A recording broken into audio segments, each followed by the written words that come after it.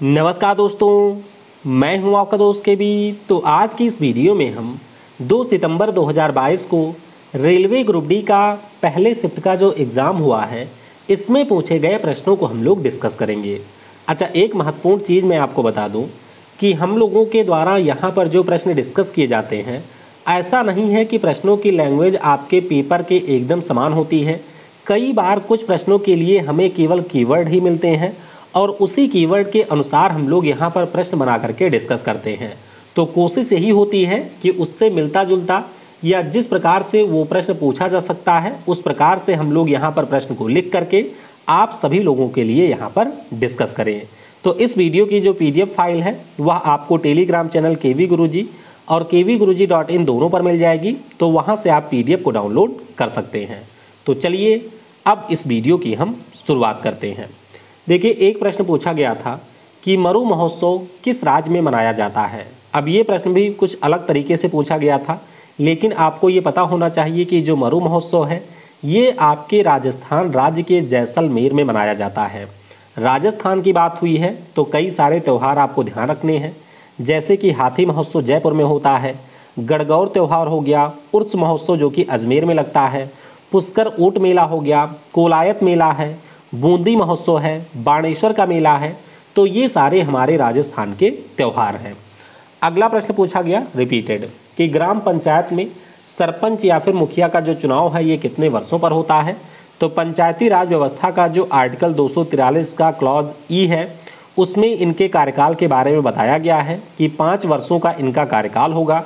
अगर कोई भी पंचायत का सरपंच यहाँ पर 5 वर्ष का कार्यकाल पूरा नहीं कर पाता है तो किसी भी स्थिति में 6 माह के अंदर आपके दूसरी बार यहाँ पर चुनाव हो जाएंगे। और आपको ये भी ध्यान रखना है कि ये जो चुनाव होते हैं वो राज्य निर्वाचन आयोग के द्वारा करवाया जाता है। अगला प्रश्न पूछा गया कि भारत का सबसे बड़ा विधि अधिकारी कौन होता है। ये प्रश्न भी रिपीट हो रहा है। आप सभी को पता होना चाहिए कि हमारे देश का जो महान्यायवादी है, जिसे हम लोग अटॉर्नी जनरल ऑफ इंडिया के नाम से जानते हैं, वो आपका सबसे बड़ा विधि अधिकारी होता है। इसकी नियुक्ति भारत के राष्ट्रपति के द्वारा आर्टिकल 76 के अंतर्गत की जाती है और वर्तमान में के वेणुगोपाल हमारे सबसे बड़े विधि अधिकारी हैं। अगला प्रश्न पूछा गया कि 86वां संविधान संशोधन 2002 का संबंध किससे है। तो ये प्रश्न भी कई बार आ चुका है। आपको 2 पॉइंट यहाँ से ध्यान रखने हैं कि 86वें संविधान संशोधन के द्वारा हमारे संविधान में अनुच्छेद 21A जोड़ा गया था और इसी के जरिए जो आपके देश में 6 से 14 वर्ष की आयु के बच्चे हैं उनके लिए अनिवार्य और फ्री शिक्षा का प्रावधान किया गया था। इसके अलावा जो मौलिक कर्तव्य है उसमें आपका 11वां मौलिक कर्तव्य भी इसी संशोधन के जरिए जोड़ा गया था। अगला प्रश्न पूछा गया कि प्रधानमंत्री जन धन योजना के तहत कितने रुपए की बीमा कवर का प्रावधान है। अब ये थोड़ा सा कंफ्यूज करने वाला प्रश्न है। वैसे अगर हम लोग बात करते हैं कि जिस व्यक्ति का यहाँ पर अकाउंट है, अगर उस व्यक्ति की डेथ होती है तो उस स्थिति में परिवार को 30,000 रुपये यहाँ पर दिए जाते हैं। मेरा खाता भाग्य विधाता नारे के साथ में 28 अगस्त 2014 को ये शुरू हुआ था। 10 वर्ष से अधिक आयु के लोगों के लिए जीरो बैलेंस पर खाता खोलने की सुविधा मिलती है। लॉन्च के दिन 1.5 करोड़ खाते खोले गए थे, जो कि Guinness book of world record है। 5,000 रुपये की ओवरड्राफ्ट की सुविधा मिलती है। और अगर आप लोग रुपे डेबिट कार्ड का यहाँ पर यूज करते हैं तो 1 लाख का बीमा कवर मिलता है अगर आपका अकाउंट 26 जनवरी 2015 से पहले ओपन हुआ था।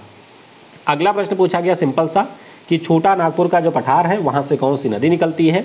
तो यहाँ से हमारी दामोदर नदी निकलती है, जो कि आपके हुगली की सहायक नदी है। अगला प्रश्न पूछा गया कि तमिल भाषा को किस वर्ष शास्त्रीय भाषा का दर्जा दिया गया था। तो बिल्कुल इजी सा प्रश्न है। 2004 में इसको दर्जा मिला था। हमारे देश में आपको टोटल 6 शास्त्रीय भाषाएं देखने को मिलेगी। सबसे पहली भाषा तमिल है, जिसको 2004 में, संस्कृत को 2005 में, कन्नड़ को 2008 में, तेलुगु को भी 2008 में, मलयालम को 2013 में और उड़िया को 2014 में यहाँ पर जोड़ा गया। एक और सिंपल सा प्रश्न कि भारत और श्रीलंका को कौन सा जल डमरू मध्य जोड़ता है। तो ये आपका हो जाएगा पाक स्टेट। अगला प्रश्न पूछा गया कि किस पंचवर्षीय योजना के दौरान न्यूनतम आवश्यकता कार्यक्रम को लागू किया गया था। तो आपको ये ध्यान रखना है कि हमारे यहाँ पर जो 5वीं पंचवर्षीय योजना चली थी 1974 से 78 तक, इसी के पहले साल में न्यूनतम आवश्यकता कार्यक्रम को लागू किया गया है। शायद प्रश्न में इस प्रकार से पूछा गया था कि न्यूनतम आवश्यकता कार्यक्रम जो है वो 5वीं पंचवर्षीय योजना के कौन से वर्ष में लागू हुआ था। तो ये जरूर ध्यान रखिएगा, ये आपके पहले वर्ष में ही शुरू किया गया था। अगला प्रश्न पूछा गया कि कौन सा वेद है जो कि कर्मकांड से जुड़ा हुआ है। तो सिंपल सा प्रश्न है, इस वेद का नाम है यजुर्वेद। अगला प्रश्न पूछा गया कि जो हमारे पर्णपाती वन होते हैं इसमें कितने सेंटीमीटर की वर्षा होती है। अब इसको आप थोड़ा सा ध्यान से समझ लीजिए। देखिए, दो प्रकार के पर्णपाती वन होते हैं। एक तो हमारा आर्द्र पर्णपाती वन है जहाँ पर वर्षा 100 से 200 सेंटीमीटर के बीच होती है। एक आपका शुष्क पर्णपाती वन है जहाँ पर वर्षा 70 से 100 सेंटीमीटर के बीच में होती है। तो अगर इनको अलग अलग पूछा गया होगा तो इसके अनुसार आप लोग टिक करेंगे। अदरवाइज अगर पर्णपाती वनों की बात करें तो 70 से लेकर के 200 सेंटीमीटर तक की वर्षा यहाँ पर होती है। पहले भी यहाँ से प्रश्न पूछे जा चुके हैं। खास तौर पे इन वनों में जो आपके वृक्ष पाए जाते हैं, इन वृक्षों के बारे में आपको ध्यान रखना है। अगला प्रश्न पूछा गया कि प्रार्थना समाज के संस्थापक कौन है। बिल्कुल सिंपल सा प्रश्न है। तो बंबई में आत्माराम पांडुरंग जी के द्वारा 31 मार्च 1867 को प्रार्थना समाज की स्थापना की गई थी। अगला प्रश्न पूछा गया कि सरकार की कमाई से अधिक खर्चे को क्या कहा जाता है। तो सिंपल सा प्रश्न ये भी आपका है। देखिए, इसे कहा जाता है फिस्कल डेफिसिट यानी कि राजकोषीय घाटा। फॉर एग्जाम्पल, अगर सरकार की किसी भी फाइनेंशियल ईयर में जो कमाई है वो आपकी 100 रुपये की हो रही है और सरकार के द्वारा जो खर्चा है वो 110 रुपये का किया गया है, तो इसी को हम लोग राजकोषीय घाटा या फिर फिस्कल डेफिसिट के नाम से जानते हैं। एक आपका राजस्व घाटा भी होता है।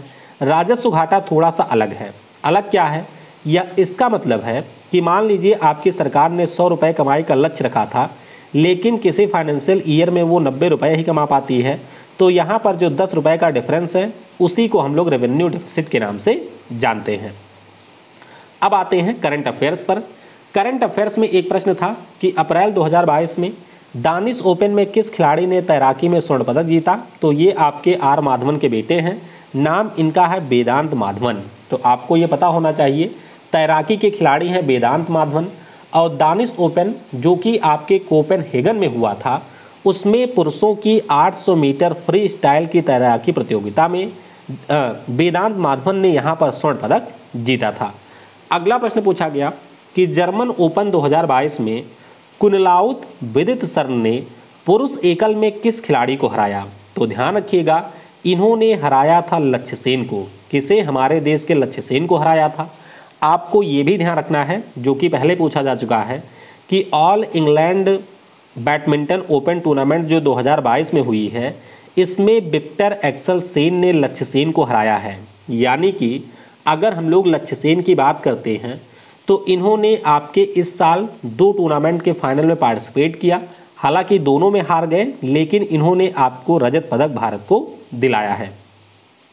अगला प्रश्न पूछा गया कि फरवरी 2022 में DRDO ने किस IIT के साथ मिलकर 2 शहरों के बीच क्वांटम की डिस्ट्रीब्यूशन टेस्ट का परीक्षण किया है। तो ये जो परीक्षण है वो आपके उत्तर प्रदेश में 100 किलोमीटर की रेंज में किया गया और इसमें DRDO की मदद की है IIT दिल्ली ने। तो ध्यान रखिएगा, प्रयागराज से विंध्याचल के बीच में इसका परीक्षण किया गया 100 किलोमीटर की दूरी में, और इसमें आपके DRDO के साइंटिस्ट थे और IIT के दिल्ली के साइंटिस्ट शामिल थे। अब आते हैं केमिस्ट्री पर। तो देखिए, केमिस्ट्री में एक प्रश्न पूछा गया था कि निम्नलिखित में से कौन सी कॉपर से अधिक क्रियाशील नहीं है। यानी कि रिएक्टिविटी टेबल की बात हो रही है और आपको ये पता होना चाहिए कि कॉपर से नीचे सिर्फ 2 ही एलिमेंट आते हैं। एक तो हमारा सोना है, दूसरा यहाँ पर चांदी है। तो जो भी ऑप्शन में दिया होगा वो यहाँ पर हो जाएगा करेक्ट। तो रिएक्टिविटी टेबल से लगातार आपकी परीक्षा में प्रश्न आ चुके हैं। सबसे ज़्यादा रिएक्टिविटी पोटेशियम की, फिर सोडियम की, फिर कैल्शियम है, magnesium, aluminium, carbon, zinc, iron, tin, lead यानी कि पारा, हाइड्रोजन, कॉपर, सिल्वर और सोना। तो ये टेबल आपको अच्छे से ध्यान रखना है। 6 से 7 बार यहाँ से प्रश्न आ चुका है। अगला प्रश्न पूछा गया था, 2 आपको स्टेटमेंट दिए गए थे, सही वाला स्टेटमेंट आपको चुनना था। देखिए, पहले स्टेटमेंट में कहा गया था कि कार्बनिक यौगिक के जो बंध हैं वो कमज़ोर होते हैं। तो भैया बिल्कुल कमज़ोर होते हैं, क्योंकि जो आपके ऑर्गेनिक कंपाउंड होते हैं ये मुख्य रूप से सह संयोजक बंध के जरिए जुड़े होते हैं। और मैं आपको पहले भी ये बता चुका हूँ कि जो हमारा आयनिक बॉन्ड होता है वो आपका स्ट्रॉन्ग होता है, जबकि अगर हम लोग बात करते हैं कोवैलेंट बॉन्ड की तो ये कमज़ोर होता है। तो पहला वाला स्टेटमेंट आपका सही हो जाएगा। दूसरे में कहा गया कि जो कार्बनिक यौगिक हैं वो आपके जल में घुलनशील होते हैं, तो ये भी स्टेटमेंट हमारा गलत है, क्योंकि सारे कार्बनिक यौगिक आपके जल में घुलनशील नहीं होते हैं। तो पहला सही है, दूसरा गलत है। अगर हम लोग कार्बनिक कंपाउंड की बात करते हैं तो ये ज़रूर ध्यान रखिएगा कि जो भी हमारे नॉन पोलर ऑर्गेनिक सॉल्वेंट हैं, जैसे कि ethyl acetate, die ethyl ether हो गया, उसके बाद में डाई क्लोरोमेथेन हो गया, क्लोरोफॉर्म हो गया, पेट्रोलियम है, तो इसमें आपके ऑर्गेनिक कंपाउंड घुलनशील होते हैं। अगला प्रश्न पूछा गया कि निम्नलिखित में से कौन सा द्विविस्थापन अपक्रिया है, और एक ये वाली अपक्रिया आपको दी गई थी, यानी कि जो हमारा पोटेशियम आयोडाइड है ये जब लेड नाइट्रेट के साथ अपक्रिया करता है तो लेड आयोडाइड और आपका पोटेशियम नाइट्रेट बनाता है, और ये आपका डबल डिस्प्लेसमेंट रिएक्शन है। तो डबल डिस्प्लेसमेंट तो शायद आपको अब तक रट ही गया होगा, बहुत बार हम लोग इसके ऊपर प्रश्न कर चुके हैं। बस आपको ये ध्यान रखना है कि जहाँ पर इस प्रकार से विस्थापन होता है उसी को हम लोग डबल डिस्प्लेसमेंट रिएक्शन कहते हैं। एक बार होगा तो उसे हम लोग सिंगल डिस्प्लेसमेंट रिएक्शन कहते हैं।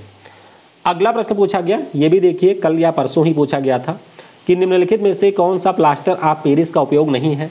तो प्लास्टर ऑफ पेरिस की अगर हम लोग बात करते हैं तो हड्डी को जोड़ने में, दीवार और छत की कोटिंग में, खिलौने के निर्माण में, फायर सुरक्षा सिस्टम में, इन सभी में इसका उपयोग किया जाता है।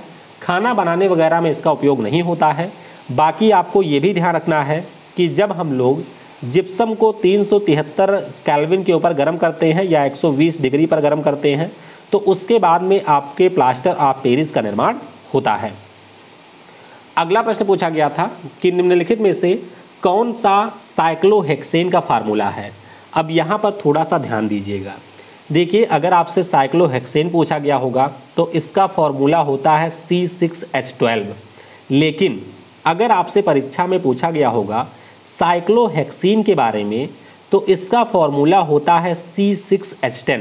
यहाँ पर आप लोग देख सकते हैं, तो ये हमारा साइक्लोहेक्सेन है जहाँ पर कार्बन आपके इस तरीके से रिंग शेप में जुड़े हुए हैं और हर कार्बन के साथ में 2 हाइड्रोजन है, तो C6H12 होता है। वहीं पर अगर हम लोग साइक्लोहेक्सीन की बात करते हैं तो ये भी आपके सेम स्ट्रक्चर का होता है, बस इसमें आपके 2 कार्बन के बीच में डबल बॉन्ड होता है कहीं एक स्थान पर, तो इसीलिए इसमें आपके 2 हाइड्रोजन की कमी हो जाती है, और ये हमारे साइक्लोहेक्सीन का फार्मूला है। फिजिक्स से एक प्रश्न पूछा गया था कि फ्लेमिंग के बाएं हाथ के नियम के अनुसार अंगूठे और मध्यमा के बीच कितने डिग्री का कोण बनता है। अब कुछ जो हमारे विनोद टाइप के बच्चे थे उन्होंने 180 डिग्री कर दिया है, इसीलिए मैं आपके लिए इमेज लेकर के आया हूँ। देखिए ये ऊपर आपका अंगूठा है और यहाँ पर नीचे मध्यमा है। अब कई बार आप लोग इमेज देखते हैं तो अंगूठा ऊपर होता है, एक उंगली इधर होती है, एक उंगली ऐसे करके होती है, तो उन्हें लगा कि ये 180 डिग्री का एंगल बन रहा है, जबकि ध्यान रखिएगा यहाँ पर जो एंगल है वो 90 डिग्री का होता है हर उंगली के बीच में, तो उत्तर 90 डिग्री होगा। तो जो भी विनोद टाइप के लोग हैं कृपया इसको अच्छे से यहाँ पर समझ लें। और आपको ध्यान रखना है कि फ्लेमिंग के बाएं हाथ का जो नियम है इसका उपयोग इलेक्ट्रिक मोटर में चुंबकीय बल की दिशा को ज्ञात करने में किया जाता है। फिर एक प्रश्न पूछा गया कि यदि चुंबकीय क्षेत्र की दूरी बढ़ती है तो बल यहाँ पर क्या होगा। जाहिर सी बात है, अगर कोई भी पदार्थ हमने किसी भी मैग्नेटिक फील्ड के अंतर्गत रखा हुआ है तो इसके ऊपर जो फोर्स है वो ज़्यादा काम करेगा। जैसे जैसे मैग्नेटिक फील्ड की आपकी जो इंटेंसिटी है वो कम होती जाएगी, इसके ऊपर जो मैग्नेटिक फोर्स काम कर रहा है वो भी कम होगा। तो यहाँ पर दूरी बढ़ने के साथ में जो आपकी मैग्नेटिक फील्ड है चुंबकीय बल है वो आपका घटने लगेगा। अगला प्रश्न पूछा गया था कि किसी लेंस में अपवर्तन के पश्चात कौन सी किरण एक ही अक्ष पर रहती है। तो ये आप लोग ध्यान रखिएगा, आपतित और अपवर्तित किरण जो है ये आपको एक ही अक्ष के ऊपर देखने को मिलेगी, क्योंकि आप सभी को पता है कि जहाँ पर हमारी रे इंसिडेंट करती है वहीं से ये आपके रिफ्रैक्ट भी करती है। अगला प्रश्न बहुत ही सिंपल सा कि 3 रेजिस्टेंस हैं 10, 15 और 30 ओम के, इनको आपने समानांतर में जोड़ दिया है तो रेजिस्टेंस कितना होगा। तो 1/R प्लस 1 ये वाला फॉर्मूला लगाएंगे, यहाँ पर आप सभी का एलसीएम लेंगे तो वैल्यू आ जाएगी यहाँ पर 5 ओम।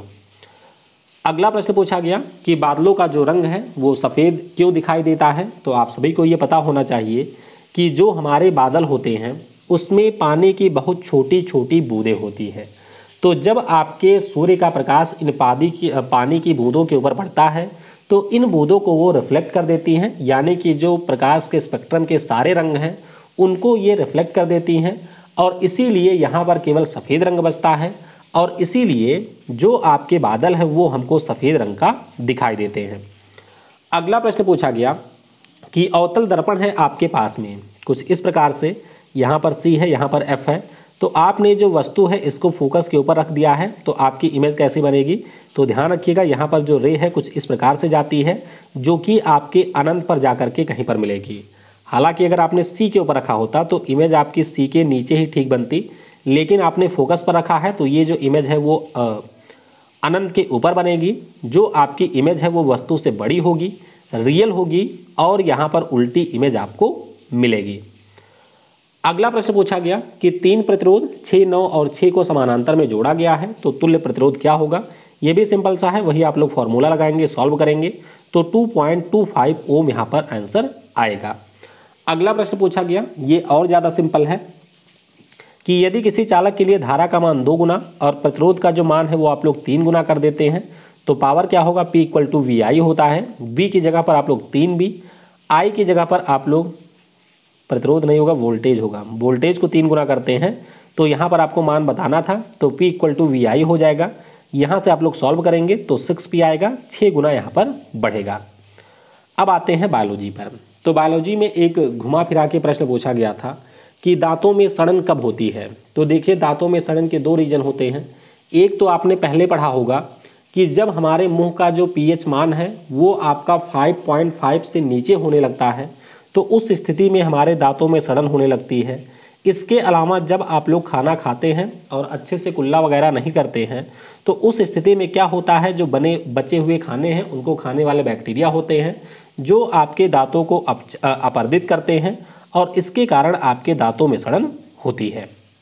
फिर एक प्रश्न पूछा गया कि मेंडल के मोनो हाइब्रिड क्रॉस F2 का जीनोटाइप अनुपात क्या था। तो ये अनुपात है 1:2:1। क्या है, 1:2:1 है। हालांकि ये प्रश्न कुछ अलग तरीके से पूछा गया था। अगर जीनोटाइप का अनुपात रहा होगा तो यही हो जाएगा। हालांकि एक लोगों ने बताया कुछ ग्रीन वाला एंगल इसमें पूछा गया था तो वो थोड़ा सा डिफरेंट आंसर यहाँ पर होगा। कल रात वाले शिफ्ट में पूछा गया था कि मेंडल का जो द्विहाइब्रिड संकरण है इसके F2 में फेनोटाइप का अनुपात क्या होगा। तो ये आपका 9:3:3:1 होता है। एक प्रश्न बायोलॉजी से और पूछा गया था कि निम्नलिखित में से किसमें चिकनी पेशी का प्रयोग होता है। तो पहले तो आपको ये पता होना चाहिए कि जो हमारे ये स्मूथ मसल होते हैं ये मुख्य रूप से आपके हॉलो ऑर्गन में देखने को मिलेंगे, जैसे कि आपका पेट हो गया, आपका आंत हो गया, आपका जो ब्लैडर है या फिर गर्भाशय है, वहाँ पर आपको ये मसल देखने को मिलेंगे। अब इनके अलग अलग स्थानों पे अलग अलग काम भी होते हैं, जैसे कि अगर हम लोग कार्डियोवास्कुलर सिस्टम की बात करते हैं तो वहाँ पर इनका मुख्य रूप से काम होता है ब्लड प्रेशर और आपके खून के बहाव को कंट्रोल करना या फिर उनको मेंटेन करना। अगर हम लोग फेफड़ों की बात करते हैं तो ये आपके रास्तों को खोलने और बंद करने का काम करते हैं।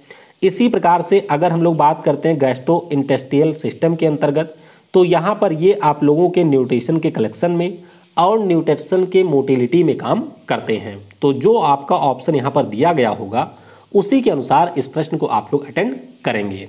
तो यहाँ पर हम लोगों ने सारे प्रश्नों को डिस्कस कर लिया है जो भी मुझे प्राप्त हुए थे। इसके अलावा भी जो प्रश्न आपको याद हैं वो आप लोग नीचे कमेंट में या व्हाट्सएप पर मुझे भेज सकते हैं, जिससे PDF में उनको इंक्लूड कर दिया जाए। Thanks for watching. जय हिंद, जय भारत।